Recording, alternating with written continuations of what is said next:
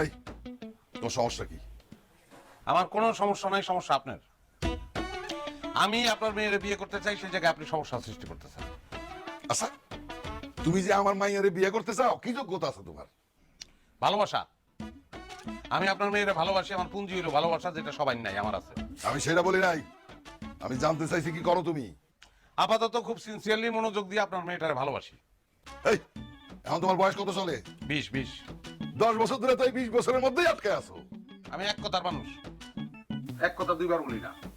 আর বয়স একটা সংখ্যা মাত্র, 1 2 3 4 এরকম আর কি। লজ্জা করে না তোমার এই বয়সে এইসব কথা কইতে? প্রেমের ক্ষেত্রে লজ্জাটা একটা অযোগ্যতা, লজ্জা থাকলে চলবে না। আর প্রেমের ক্ষেত্রে বয়সও ব্যাপার না। এই তুই ওরে ভালোবাসস? জি আব্বা, ওরে কি বিয়ে করতে চাস?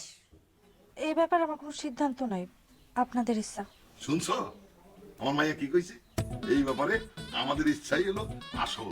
সুতরাং আমাদের ইচ্ছা হইলো তোমার সাথে আমরা মাইয়া বিয়া দিব না। কিন্তু আমার ইচ্ছা আছে, আমি আপনার মেয়ের বিয়ে করবই, এবং সেটা ভালোবাসা ধরে।